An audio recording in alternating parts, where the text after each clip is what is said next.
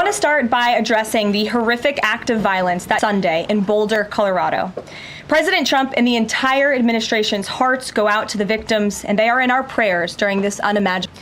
According to reporting from Fox News, the alleged attacker admitted in an interview that he wanted to kill all Zionist people and had been planning the attack for over a year and would do it again if he could.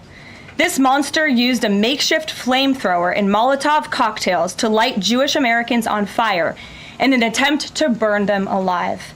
The victims at the incident location in Boulder were there to rally in support of Israeli hostages who remain in Hamas captivity.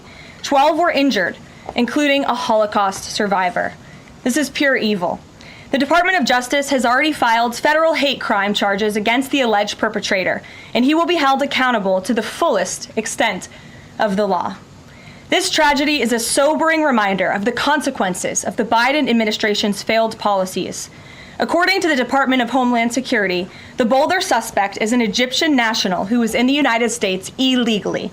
He entered the U.S. during the Biden administration in August 2022 on a B-2 visa until it expired. Upon the visa expiration, he overstayed, filed an asylum claim, and was given a work authorization by the Biden administration. Instead of deporting this heinous individual, Joe Biden's administration allowed him to stay in our country and to work. President Trump sounded the alarm over these reckless Biden policies for years because this is the predictable result of letting anti-American radicals and illegal immigrants pour into our country. Immigration security is national security. And that's why the Trump administration, at the direction of our great president, has secured our border, strengthened our immigration system, and has taken immediate steps to protect the United States from foreign terrorists and other public safety threats. President Trump acted swiftly upon taking office to reform our visa issuance process to ensure that dangerous aliens who are intent on harming Americans or our national security interests are no longer admitted into our country. Under the Trump administration, aliens will only be admitted into the United States through the legal process and only if they do not bear hostile attitudes towards our citizens, our culture, our government, our institutions, or most importantly, our founding principles. Gangs and dangerous illegal alien offenders throughout mass. More than half of the nearly 1,500 illegals arrested had significant criminal convictions or charges pending against them. Here are just some of the violent illegal aliens who were removed from communities in Massachusetts during Operation Patriot. A Salvadorian national with active Interpol red notice for aggravated homicide.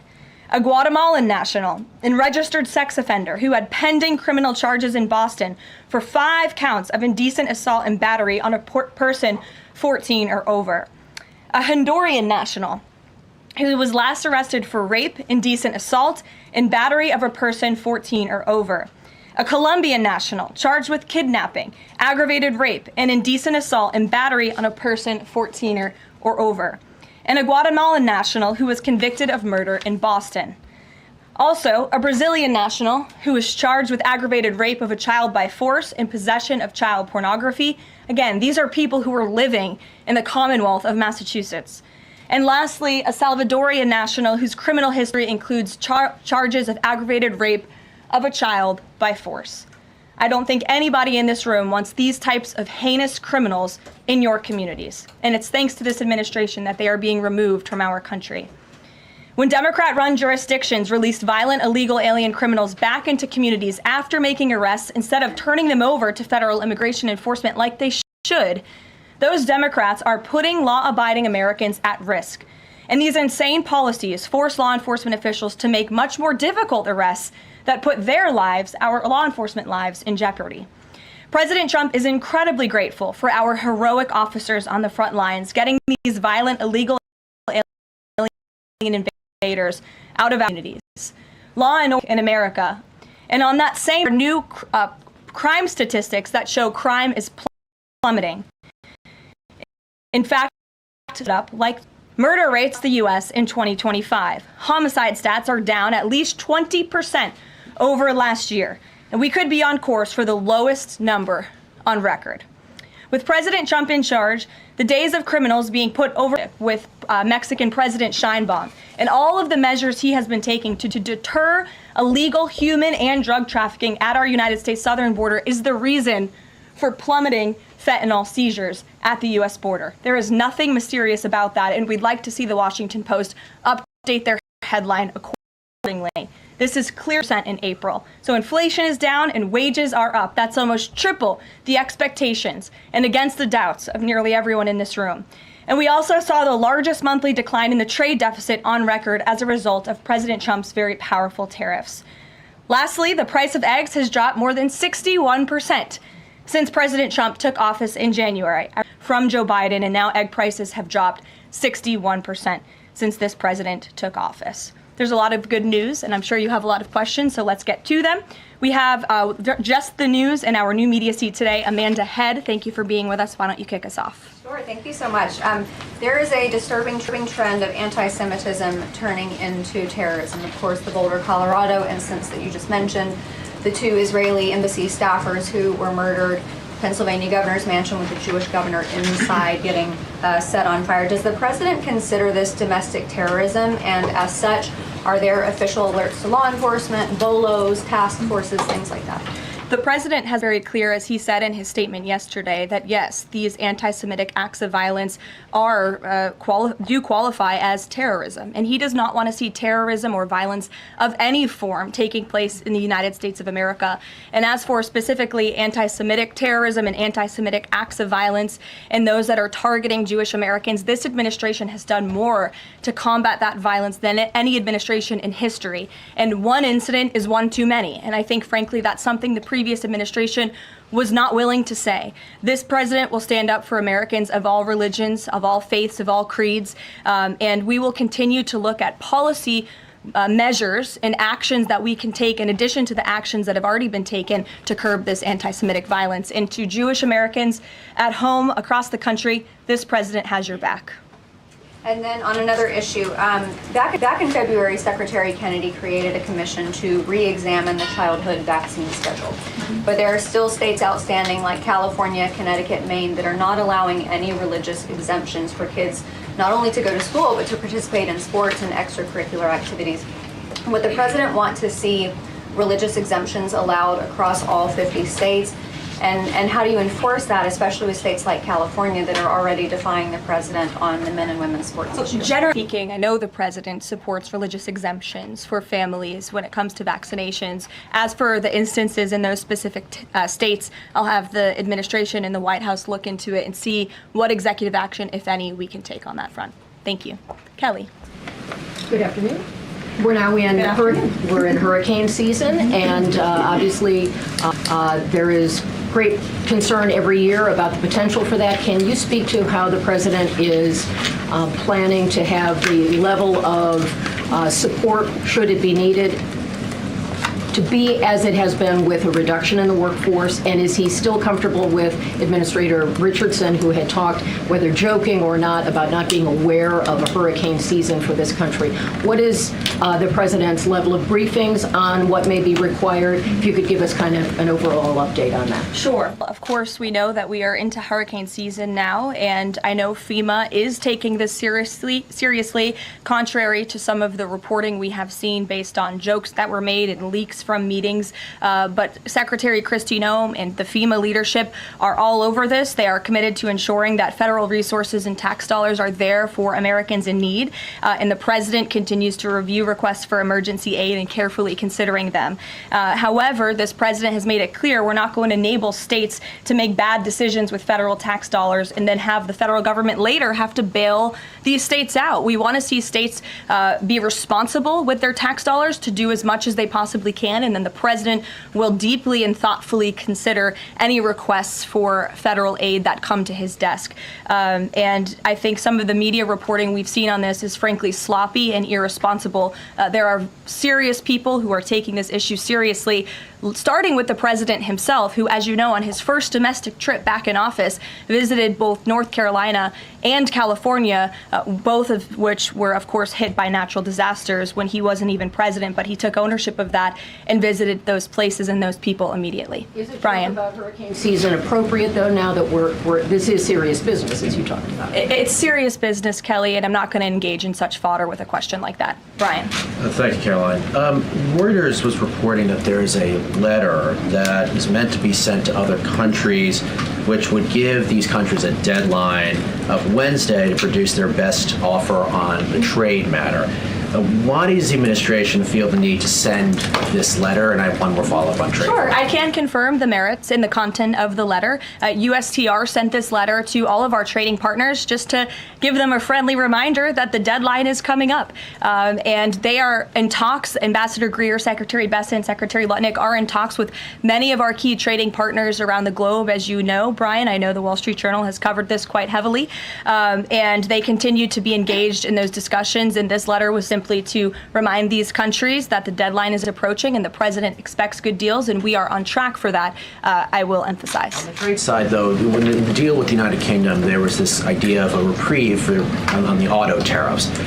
Is the president looking to do another similar deal on the sector-by-sector reduction in tariffs, or is this more going to be deals related to the reciprocal tariffs that were announced months ago? Well, as I've said previously from the podium, and the president has discussed as well, each country has unique advantages, unique challenges to it based on their markets and what they export to us and what we export to them. And so that's why the president smartly advised his trade team to engage in tailor-made deal-making. And we saw that with the United Kingdom, and we'll see that with other countries as well.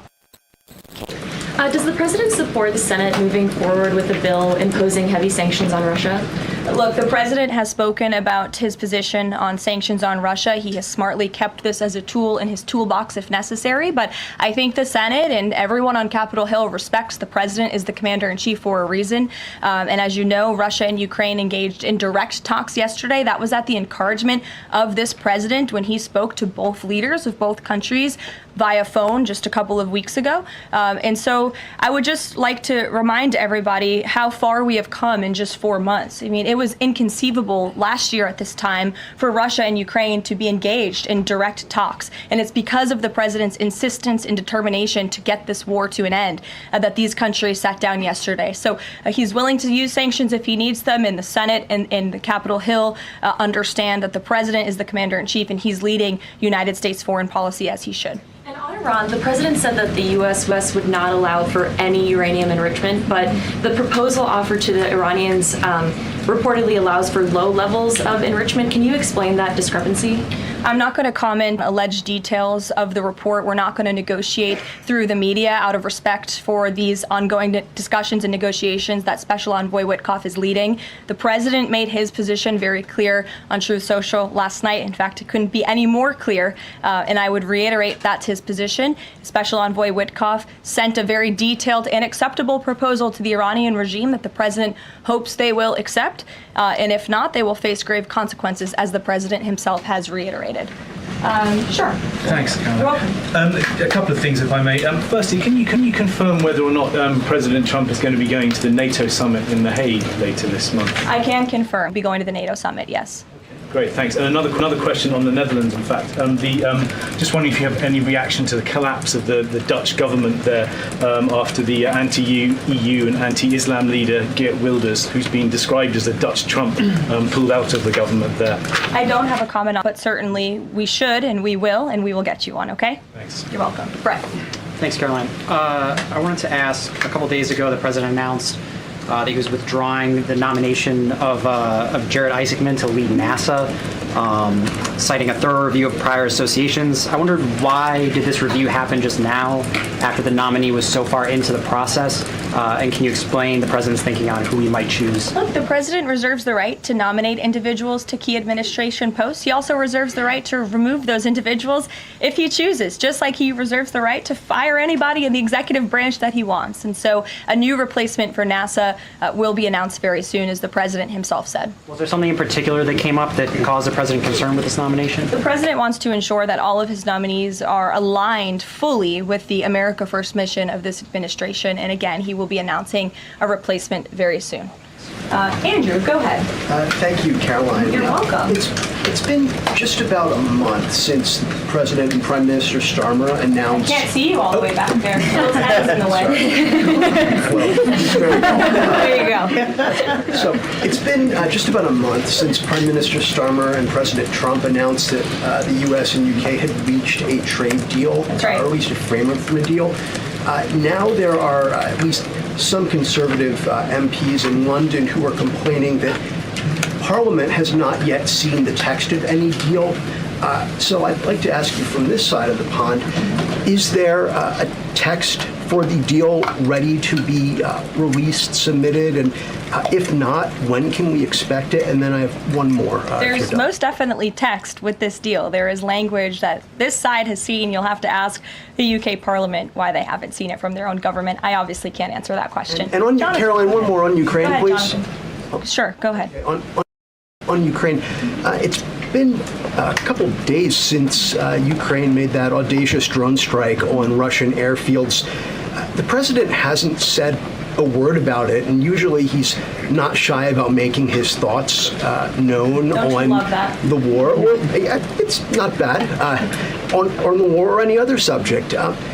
What have you heard from him on this audacious drone strike? Is he surprised? He said that Zelensky didn't have the cards when they met in the Oval Office a few months back.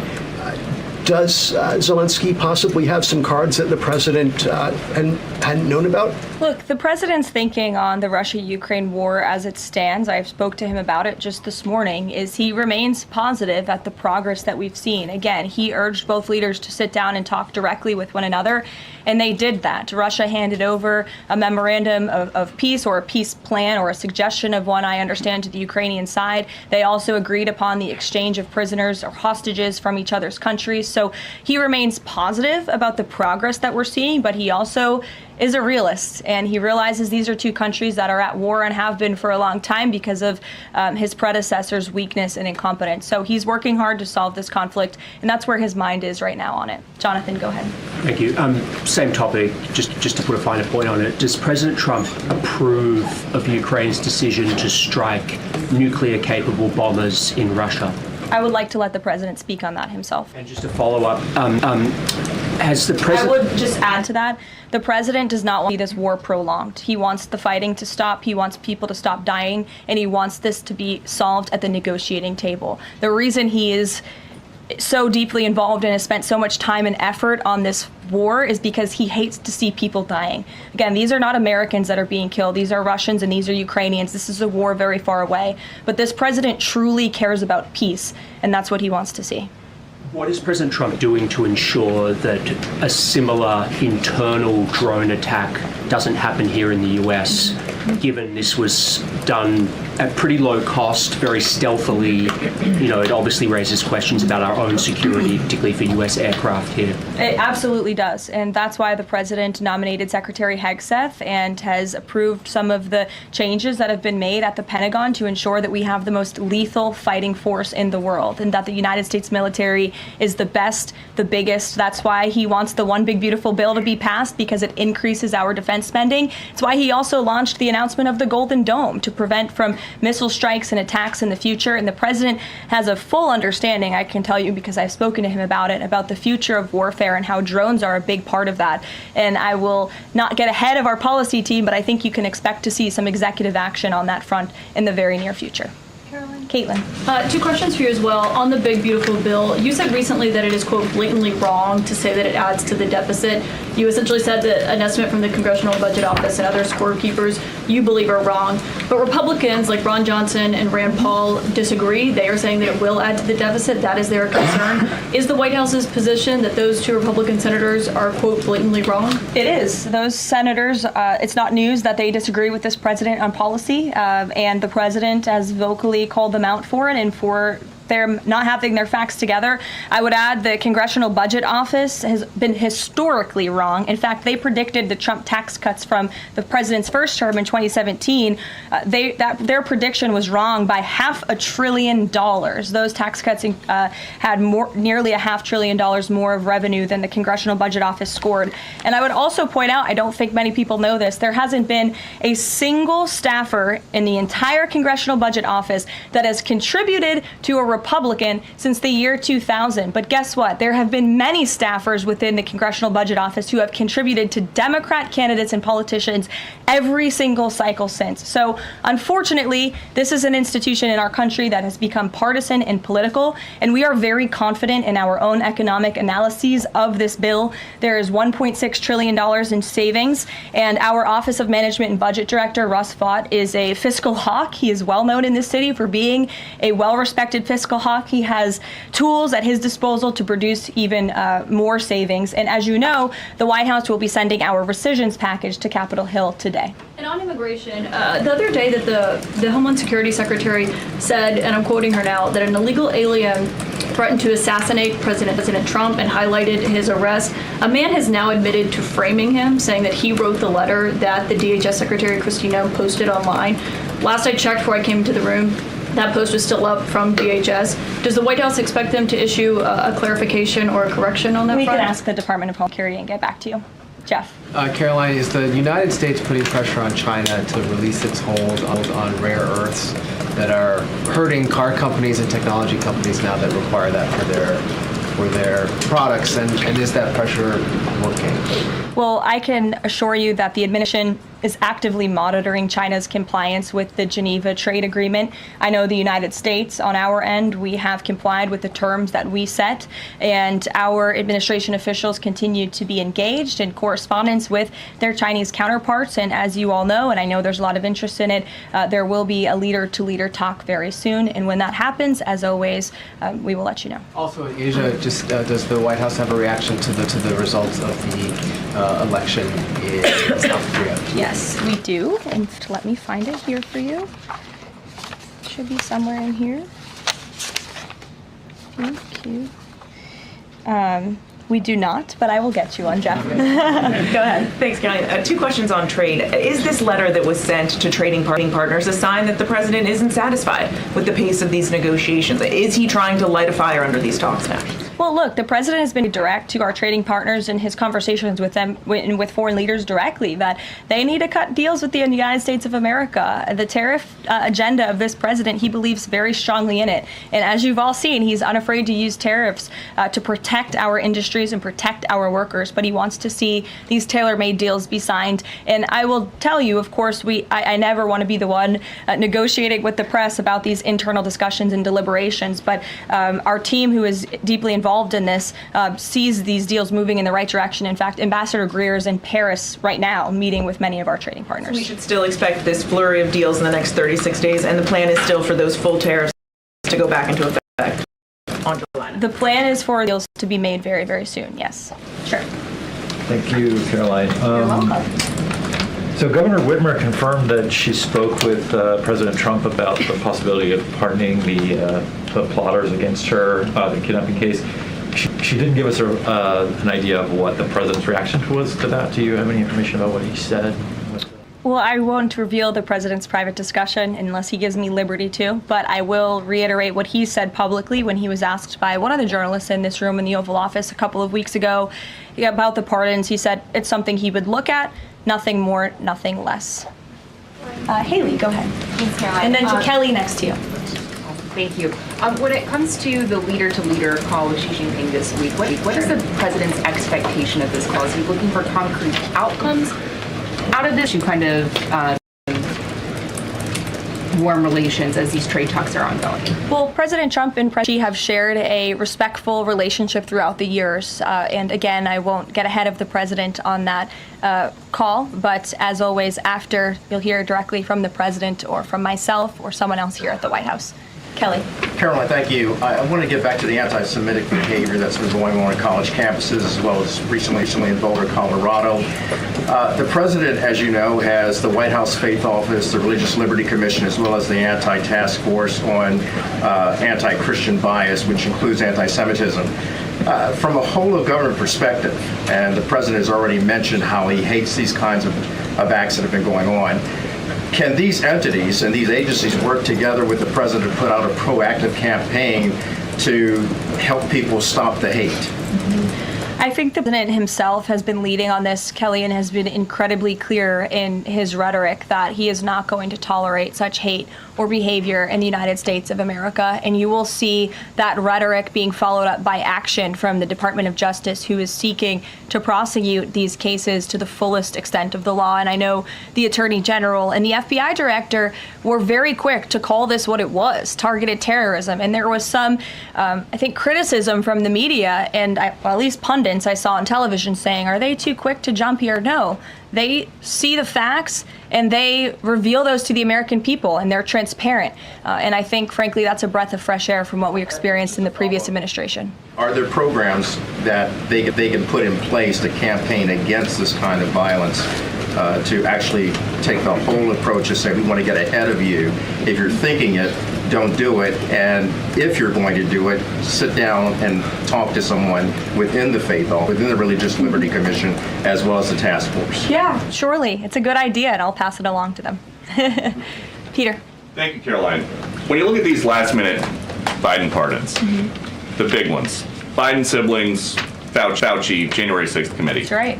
Most of the big ones have the same very neat signature. We would expect that probably to be the auto pen. There is one that looks different. It looks authentic. In fact, if you look at the last name, it almost looks like the president was having a hard time spelling his last name there. Is this White House of the opinion that the only pardon that would count is one that the president signed himself?